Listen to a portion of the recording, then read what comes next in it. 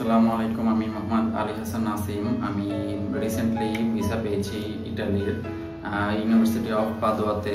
আমার ডিপার্টমেন্ট ছিল information engineering. আমি যখন এইচএসসি কমপ্লিট করি তো আমার অলওয়েজ টার্গেট ছিল বাইরে পড়াশোনা করতে যাই, স্পেশালি ইটালি, কজ তাদের ওয়ার্ল্ড র্যাঙ্কিং ইউনিভার্সিটিগুলোতে ব্যাচেলার প্রোগ্রামগুলো খুবই ফ্রেন্ডলি ছিল।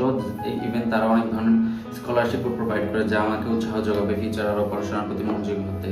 অনলাইনে সার্চ করতেছিলাম কোন এজেন্সিটা আমাদের সাথে বেটার হয়, তো আমি ব্রডওয়ে ইন্টাল ডিসকভার করি এবং তাদের সাথে কথা বলার পর আমি ডিসিশন নিই এটা আমার জন্য বেস্ট ডিসিশন হবে তাদের সাথে পথ চলা শুরু করার। ব্রডওয়ে ইন্টালের সাথে আমার পথ চলা শুরু হয় 2024-এর জানুয়ারি থেকে। তারা আমার প্রথমেই সকল ধরনের ডকুমেন্টস, নেসেসিটি ডকুমেন্টস কালেক্ট করা থেকে শুরু করে টলক এক্সামে কি ধরনের গাইডলাইন প্রয়োজন, কিভাবে স্কোর ভালো আসে, সকল কিছু তাদের ছিল খুবই আন্তরিক এবং তারা খুবই ফ্রেন্ডলি ছিলেন। সো আমার পথ চলা ব্রডওয়ে ইন্টালের সাথে খুবই স্মুথ ছিল। ভিসা পাওয়া থেকে একদম সকল ডকুমেন্টস কালেক্টেশন, অ্যাটাস্টেশন করা সবকিছুর জন্য তাদের গাইডলাইন ছিল খুবই ফ্রেন্ডলি। ব্রডওয়ে ইন্টেলের যেহেতু ইটালিতে একটি অফিস রয়েছে, তো ইন দ্য ফিউচার আমার যদি কোনো ধরনের হেল্প প্রয়োজন হয় ইটালিতে, তো ব্রডওয়ে ইন্টেল আমাকে অবভিয়াসলি সেখান থেকে হেল্প করতে পারবে।